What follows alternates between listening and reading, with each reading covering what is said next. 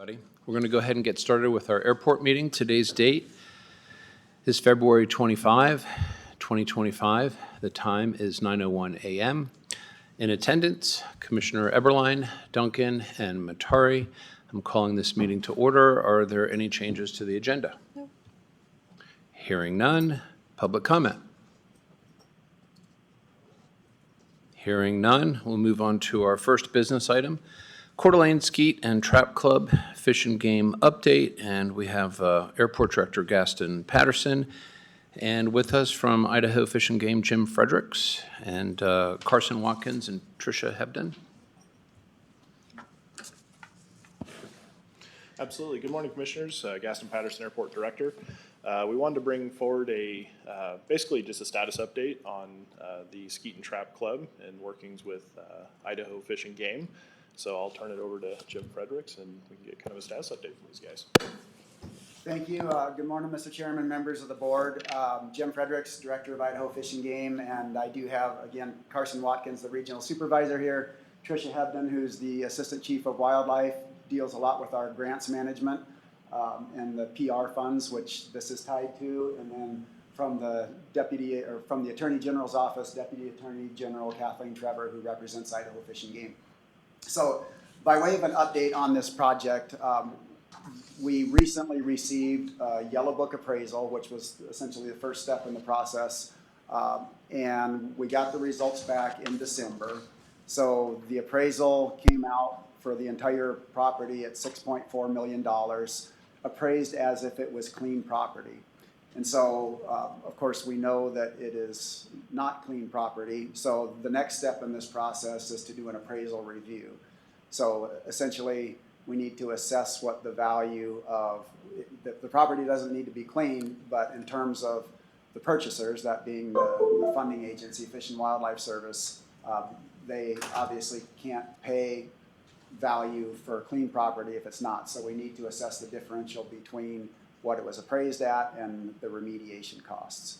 So that will be part of that appraisal review. There are 3 other steps that we need to take prior to moving forward. One is a safety evaluation of the property. And again, this is per U.S. Fish and Wildlife Service. The second would be a noise impacts assessment. And the third would be a contamination assessment. As I mentioned, just to assess what the contamination and potential cost of remediation would be. So once all of those 3 steps are completed, then we will need to initiate an environmental assessment. The environmental assessment will essentially cover all of the potential activities, including the process of acquisition. But if there's earth that needs to be moved, anything like that, we need to make sure that we understand that prior to initiating the environmental assessment. The importance of getting all of these things done prior and getting them teed up prior to the environmental assessment is that the clock starts ticking once that assessment starts, and you have 1 year to get that EA completed. So our intent is that in the next 6 months, we'll move forward with those 3 things that I just mentioned. Once we have the results of those, we're positioned to move forward with the environmental assessment, and then go from there. Thank you. Anyone have any questions? I do. So when would we expect, obviously you've listed out the process, and then would you expect to make an offer for the property at the end of the NEPA or prior to that?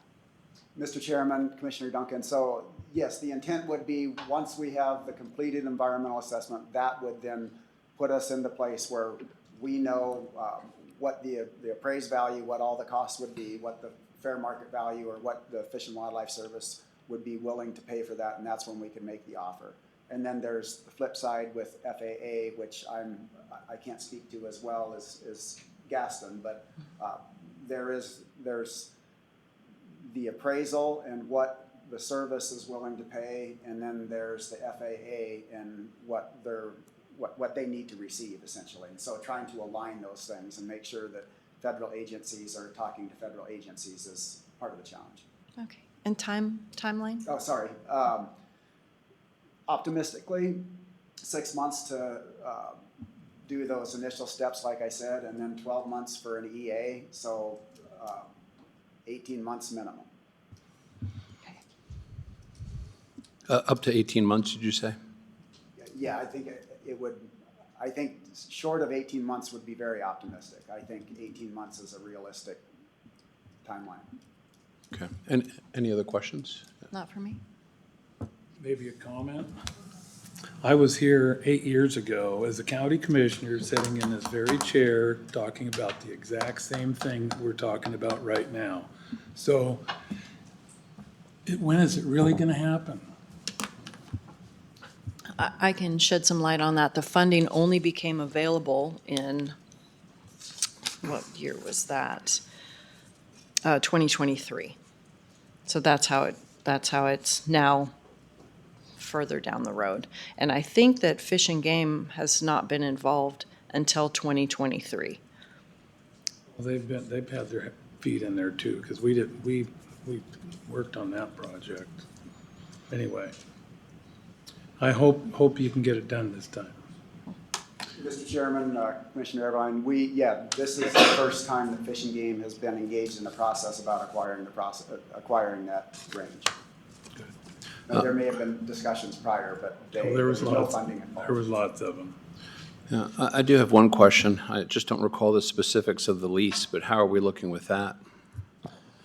As it stands right now, we're essentially on a year-to-year lease with the gun club. We are, in a way, on the clock with the FAA to find resolution with this, but they are aware that we are working towards resolution. So as long as we keep moving down the road of updates and keeping them informed, after today's meeting, I'll update the FAA as well to make sure we're still on track. But they're definitely committed to finding a resolution to this as well. Okay, so there's nothing imminent that we need to be concerned about Not with at this the time. Trap and Skeet Club? Okay, Not at this time, yeah. okay, all right. And then would we be able to have a update in 6 months? So around the Mr. fall? Chairman, Commissioner Duncan, absolutely. Okay. Okay, great. No other questions up here? Get her done? All right. Thank you very much. Appreciate it. Okay, moving on to item number 2, land purchase from Coeur d'Alene Airport. It's a discussion item, and Director Gaston Patterson.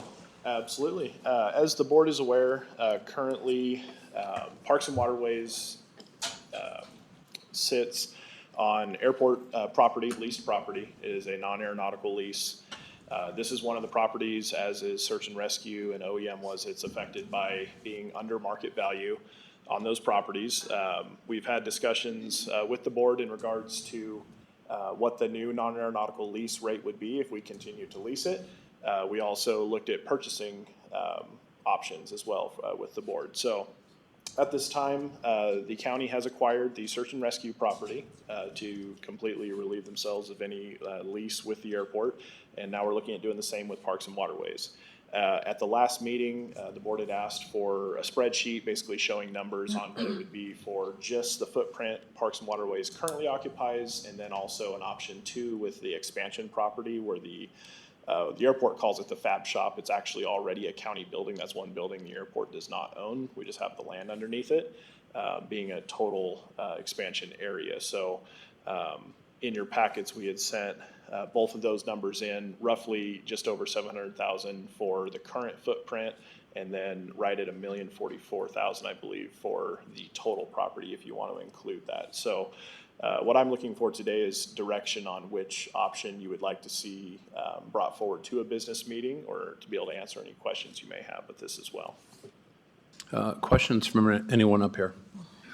Just have to decide. Do we want to spend 711,000 or $1,044,000? What are your thoughts on that? I have heartburn either way. So, you know, we haven't had the formal presentation, but we do have approximately $8 million coming back to spend if we take the full 3 months in reserves, cash reserves. So I don't think it's going to harm us to do the 1 million. And again, it just goes to the airport, which is, you know, beneficial to the community as a whole. I don't think the land's going to get any cheaper. And we actually have to make this decision by March 12th because that is when the appraisal expires. Commissioner Eberline. No comment. I guess my only question is, I know we talked about this in the past, was how many years at the market lease rate until we would, in essence, spend the same amount as what it would have been for a purchase? So is it the same time frame for either option, or does one go out much further into the They're future? roughly the same time frame, about 8 to 9 years. Is if you were to lease it, you would have bought it in roughly 8 to 9 years at the current market lease rate. That's not including any escalations with CPI or lease market studies or anything the airport would do. Yeah. And then, if I remember correctly, the smaller lot, the $700,000 roughly, is enough to cover today's needs at Parks and Waterways. But if we were to get the additional land, that would ensure future expansion well into the future, and probably all that we would ever need. I would say so. I've received the same from the director, Nick Snyder, saying that that additional shop space for, snow groomers, heavy equipment maintenance would more than serve their needs with that additional square footage for parking and everything well into the future. And Commissioner Duncan, you're pretty confident that there is some 7-digit amount that's coming back from the '24 budget? Is that what you're saying? That would more than likely offset this and then some? Yeah, we actually, all three of us got the document, but it's not official until the presentation next month. Yep. And so that's, yeah. And actually, I think we could time it to have the presentation potentially before we ink this decision. But that was being the most conservative. If we had less than 3 months of cash reserves, if we went to 2.5 or 2 months, that even increases that 7. Yeah, and we've figure. kind of discussed between 2.5 and 3 in the past. I'm okay with option 2 because we might as well just bite the bullet, get this thing over with, and be done with it. Yeah, because even if we rented for 8 to 9 years, that means we still don't have property.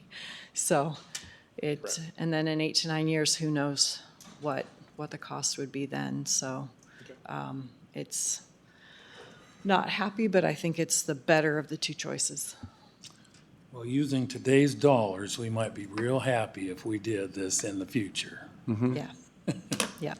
And not kick the can down the road for some other board to try to choke down and swallow. Any other comments, questions up here?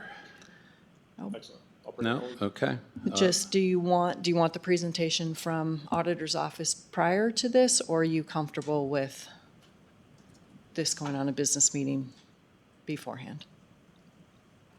Well, I think we have our finance director here. Do you want to, Brandy, do you have any comment on that? I mean, is there something that we should be extra diligent about, or do you feel pretty comfortable that this is not going to create a fiscal situation? Given that you still have between 6 and 7 million right now in assigned fund balance, before we even consider the return to fund balance from last year, I think it's fine to go ahead and proceed with the purchase before we have our meeting, because I can't guarantee it'll happen before the 12th. Yeah, I mean, the delta here is about $300,000. Correct. Either we're going to buy it, and then it's just a matter, do we buy the extra lot or not? And if we're looking at a $300,000 difference, I would say, let's just proceed with option 2 and be done with it. So I don't need a presentation. Do you need one? Oh, I don't. Okay. I just want to make sure the board was comfortable. No? Okay. Well, then I think you have direction. Excellent. All right. Moving on to item 3, Coeur d'Alene Airport Engineering Projects Update. This is a discussion, and Director Patterson again. Absolutely. Just kind of wanted to go over a few of the projects we have going on right now that are our larger AIP, our federal projects or state projects. Our largest one that is currently in progress would be our taxiway Charlie project. Essentially, that's connecting our west ramp to the approach end of runway 6, being a south side parallel taxiway. That way aircraft don't have to cross a runway to depart on 6 if you are based on the south side of the airport. That one, they did a lot of the dirt work last fall. That project was put on hold through the winter time to get through the winter months, and then it reinitiates likely in the next few weeks with utilities going in and then actual asphalt and the rest of the dirt work going in June. So that one's moving along. It's been, knock on wood, flawless to this point. So everything's going very well. Next item we're looking at is doing a study on taxiway Alpha. So this is our far eastern taxiway that fronts all the businesses and hangars on the east side of the airport. It is extremely aged asphalt. It's starting to fail in some places. So right now we're just starting the preliminary studies of what it would take to do a rehabilitation project on Alpha. So we should be seeing that come across hopefully in the next year or so, doing a full rehab on that. That would also include the geometry correction down at the far south side of the runway, runway 2, kind of near the airport office, the current airport office. That kind of comes two-part. Our office location currently is supposed to be vacated by 26 per the FAA for multiple reasons. Not having the correct geometry off runway 2 with the taxiways, there not being a run-up area on that side, and the building's location being too close to the runway as well. So there's kind of that's a twofold project there. So we're currently working on as you were This call will be last week, recorded. the state project with the supplemental funds to replace our runway lights on runway 2 and then the rest of our taxiway lights with LEDs. We're in the same boat. A lot of our conductor, the transformers, the lighting itself is 20 plus years old on most of the airport. So this would be a pretty cool grant to be able to receive from the state to be able to replace all that. That would increase our sustainability, our infrastructure, maintenance, all the above, and actually see our energy costs go down drastically.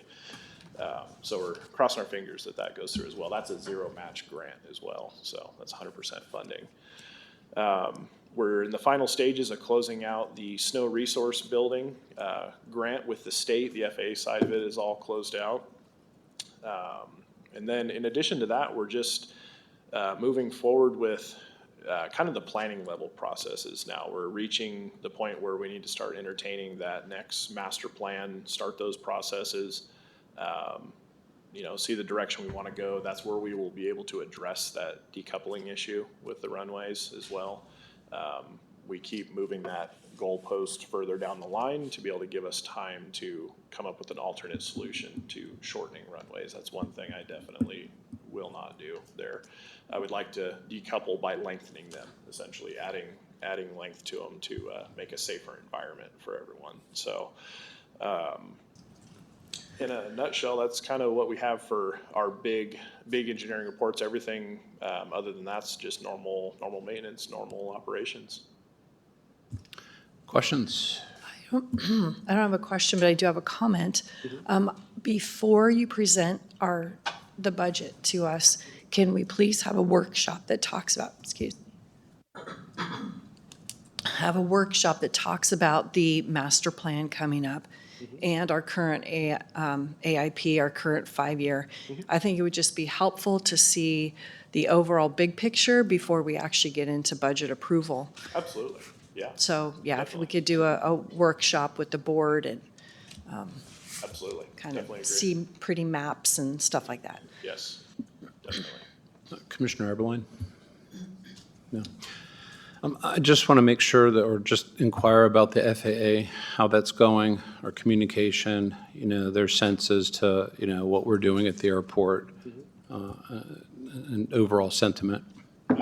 Overall, the FAA is very happy with Coeur d'Alene. Coeur d'Alene is one of their best airports in the state of Idaho. So, and that comes from all offices, from planning, from compliance, things such as the gun club and other things like that. We are working towards resolution on. They know we're working towards resolution. They trust us to do the right thing in that regard. As far as AIP projects, the airport has received a large amount of money compared to most airports in this region, and they know the traffic levels, the use case of our airport, how important that is. So we're pretty highly regarded with the FAA. Good. Yeah. Good. Okay, if there's nothing else, that concludes our business. Next up is public comment. Do we have anyone in here who would like to speak? No? Anyone on the phone? Someone did join in, Commissioner, but I don't know if they wish to make a comment. Well, are you hearing anything? Commissioner? Okay, yes. Just come on up and make sure the microphone is on green, the light. It's on red. Yes, just push the button there. I just wanted to make one comment. I haven't been to a county commission meeting in quite some time. But I would like Leslie Duncan and Bruce Matari and you, sir, Mark, sir. I voted for you. I wanted to tell you how important you are and how much you mean to this community. A lot of times, all of us in the county don't write you letters and don't call you up on the phone, but to let you know how important you are and the jobs that you do matter to every one of us. And I'm just one person here, but there's a whole bunch of us. We just want you to know how important you are and how much we respect you. It's very important, and how we trust you with the decisions that you make. And that's all I wanted to say. Thank you. ma'am. Thank you so much. Okay, 9:22, meeting adjourned.